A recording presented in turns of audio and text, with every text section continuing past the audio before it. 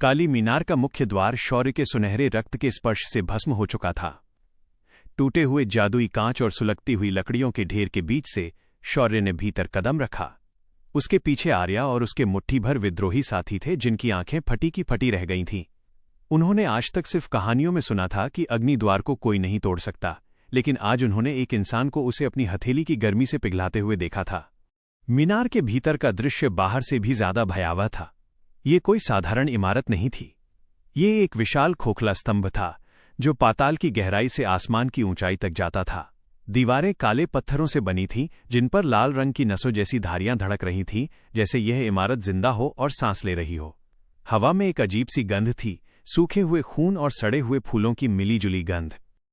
सीढ़ियां सर्पिलाकार स्पाइरल होकर ऊपर अंधेरे में गायब हो रही थीं, और उन सीढ़ियों पर, दीवारों पर और छत से लटके हुए हजारों की तादाद में छाया पिशाच, शैडो गूल्स थे। इनकी आंखें नहीं थीं, सिर्फ काले गड्ढे थे, और इनके मुंह से हरे रंग की लार टपक रही थी। इतने सारे! आर्या ने अपनी कमान तानते हुए बुदबुदाया। शौर्य, हम इनसे नहीं लड़ सकते। ये आत्महत्या है। शौर्य ने अपनी कुल्हाड़ी को कंधे से उतारा और हवा में एक बार घुमाया। कुल्हाड़ी की धार ने हवा को काटते हुए एक सीटी जैसी आवाज निकाली। आत्महत्या उनके लिए है जो डरते हैं, आर्या, शौर्य ने आगे बढ़ते हुए कहा। मेरे लिए ये सिर्फ रास्ता साफ करना है।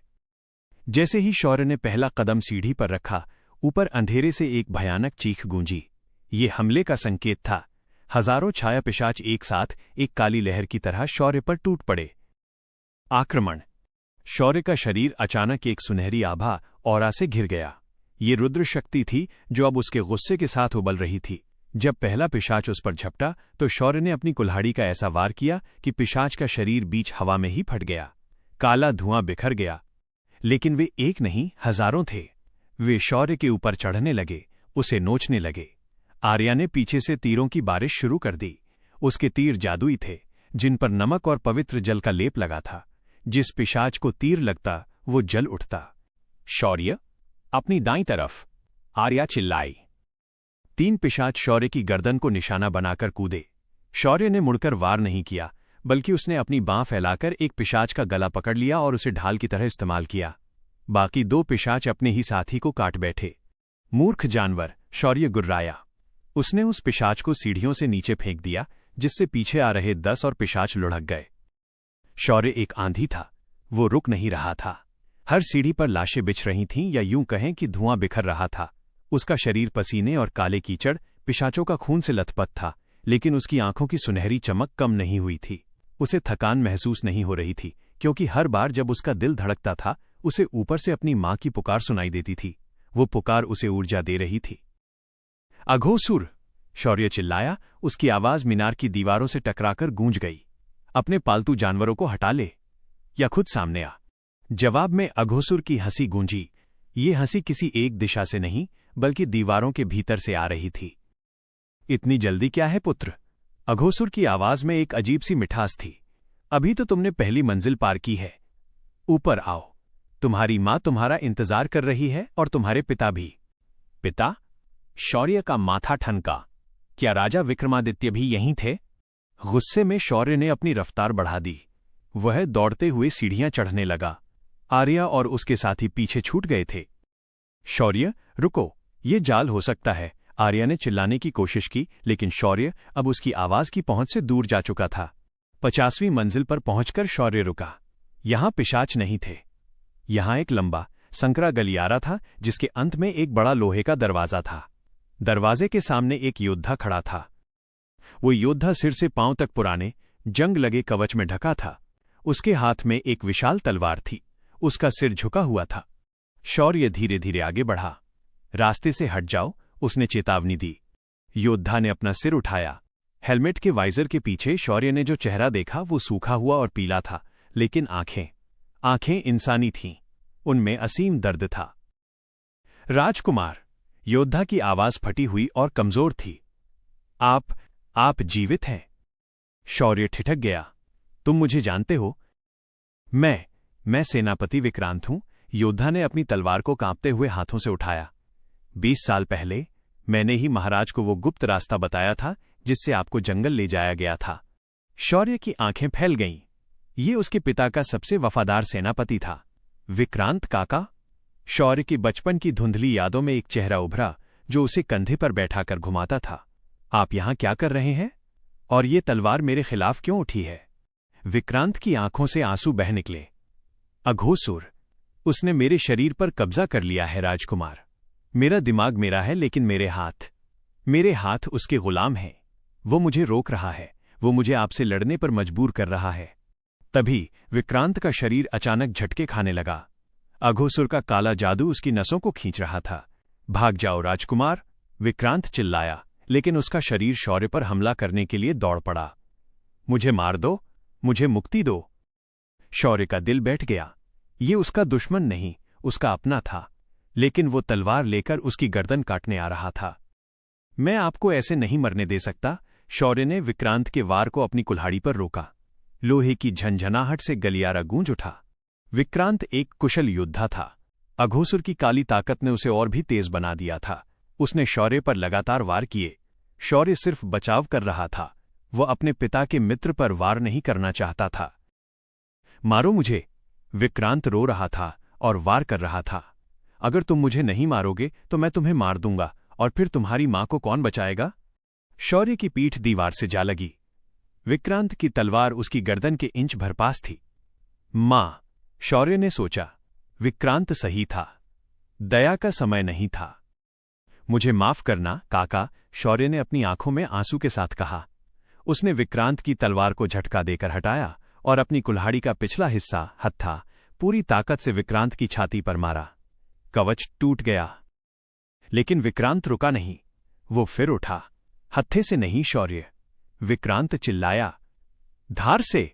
मेरे दिल में जो काला पत्थर है उसे काटो, वही मुझे नचा रहा है। शौर्य ने देखा कि विक्रांत के कवच के बीच में दिल की जगह एक काला क्रिस्टल धड़क रहा था।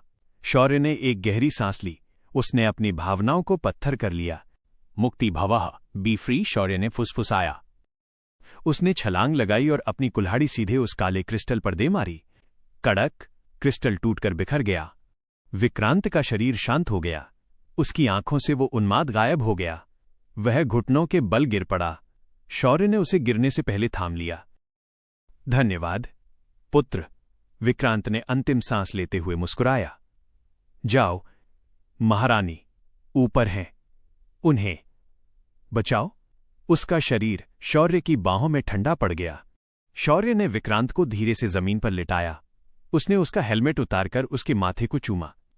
अघोसुर, शौर्य ने अपनी मुट्ठी में विक्रांत की तलवार भी उठा ली। अब उसके एक हाथ में कुल्हाड़ी थी और दूसरे में अपने पिता के सेनापति की तलवार। इस मौत का हिसाब बहुत महंगा पड़ेगा तुझे। शौर्य ने सामने वाले लोहे के दरवाजे को एक ही लात में तोड़ दिया।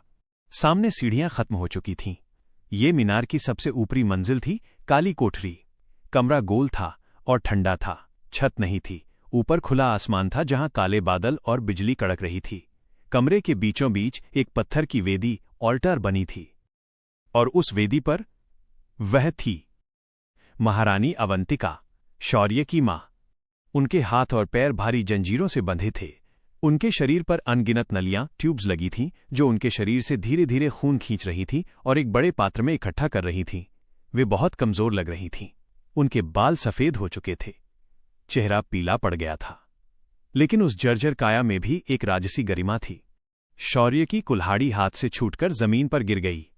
मां, उसके गले से आवाज नहीं निकली, बस हवा का एक झोंका निकला। महारानी ने धीरे से अपनी आंखें खोलीं।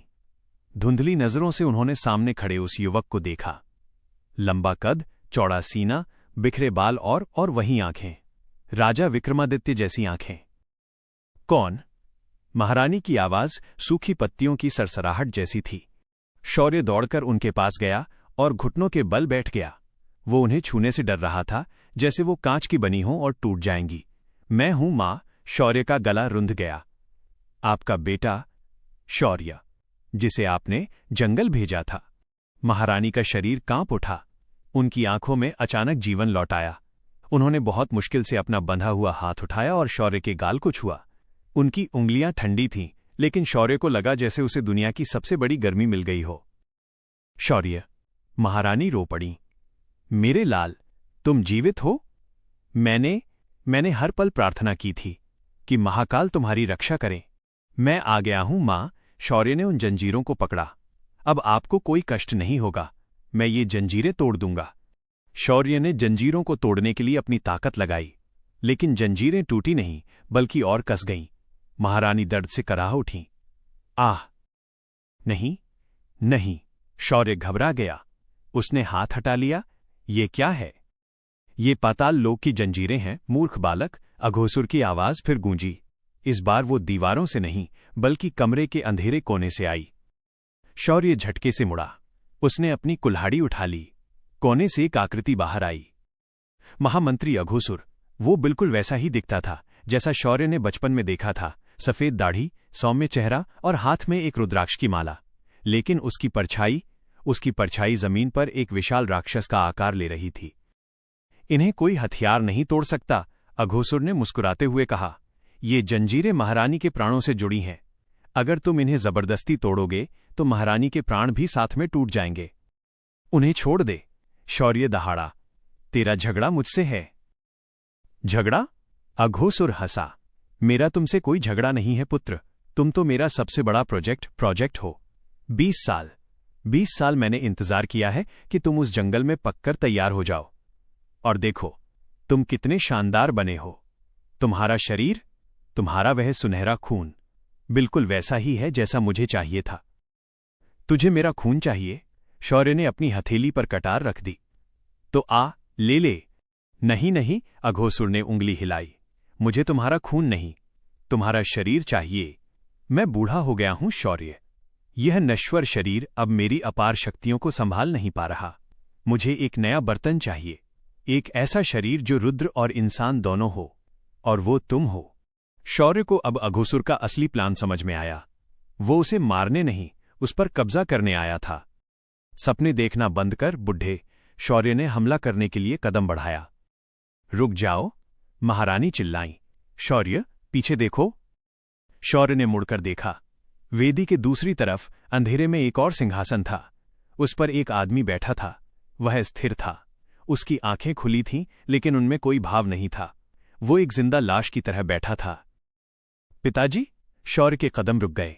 ये राजा विक्रमादित्य थे, लेकिन उनके सिर पर एक लोहे का कांटों वाला ताज था जो उनकी खोपड़ी में धंसा हुआ था, और उस ताज से काले तार निकलकर अघोसुर के हाथ में जा रहे थे। मिलो अपने पिता से। अघोसुर ने उन तारों को खींचा। राजा का शरीर झटके से खड़ा हो गया। उन्होंने अपनी म्यान से तलवार निकाली। पिताजी, ये मैं हूं। शौर्य चिल्लाया। लेकिन राजा ने कोई जवाब नहीं दिया। वे अघोसुर की कठपुतली बन चुके थे। मार दो उसे, अघोसुर ने आदेश दिया। राजा विक्रमादित्य ने अपनी तलवार उठाई और अपने ही बेटे पर झपट पड़े। शौर्य ने कुल्हाड़ी अड़ाई, लेकिन उसने पलटवार नहीं किया। पिताजी रुकिए, वे तुम्हें नहीं सुन सकते। अघोसुर ने वेदी के पास जाकर महारानी की गर्दन पर अपना हाथ रख दिया। अब तुम्हारे पास 2 रास्ते हैं शौर्य। या तो अपने पिता से लड़ो और उन्हें मार दो, या फिर अपने घुटने टेक दो और अपना शरीर मुझे सौंप दो। अगर तुम नहीं झुके तो मैं तुम्हारी मां का गला अभी इसी वक्त घोंट दूंगा। शौर्य फंस गया था। एक तरफ उसके पिता जो उसे मारने आ रहे थे, दूसरी तरफ उसकी मां जो अघोसुर की पकड़ में थी, और बीच में वो अकेला। राजा की तलवार शौर्य के कंधे पर लगी। खून निकला। शौर्य पीछे हटा। नहीं! शौर्य की आंखों से सुनहरी चमक गायब होने लगी। वह टूट रहा था। अघोसुर उसे शारीरिक रूप से नहीं, मानसिक रूप से हरा रहा था। शौर्य! महारानी चिल्लाईं, अघोसुर की पकड़ के बावजूद। झुकना मत। अगर तुम झुक गए तो ये राक्षस पूरी दुनिया को खा जाएगा। मुझे मार दे, लेकिन इसे मत छोड़ना। चुप रह। अघोसुर ने महारानी का सिर वेदी पर पटक दिया। मां! शौर्य का सब्र टूट गया। उसने अपने पिता के वार को एक हाथ से रोका, नंगी हथेली से तलवार की धार पकड़ ली। उसका खून बहा, लेकिन उसने परवाह नहीं की। उसने राजा को धक्का देकर दूर फेंका। शौर्य ने अघोसुर की तरफ देखा। उसकी आंखें अब सुनहरी नहीं, सफेद हो गई थीं। ये गुस्से का वो स्तर था जो रुद्र से भी ऊपर था। ये महाकाल का क्रोध था। तूने मेरी मां को छुआ। शौर्य की आवाज अब इंसानी नहीं लग रही थी। अब तुझे तेरा तमस भी नहीं बचा पाएगा। शौर्य ने अपनी कुल्हाड़ी जमीन पर फेंक दी। मुझे हथियार की जरूरत नहीं है तुझे मारने के लिए। शौर्य ने अपने दोनों हाथ फैलाए। हवा में एक कंपन हुआ। मीनार हिलने लगी। अघोसुर की मुस्कान गायब हो गई। ये क्या कर रहे हो? मैं वो कर रहा हूं जो जंगल ने मुझे सिखाया है। शौर्य ने एक कदम आगे बढ़ाया। शिकार को जाल में फंसाना। क्या शौर्य अपने माता पिता को बचा पाएगा, या उसका ये क्रोध अघोसुर के साथ साथ पूरे अवंतीपुर को राख कर देगा? मीनार की छत पर बिजली कड़की और अंतिम युद्ध का बिगुल बज गया।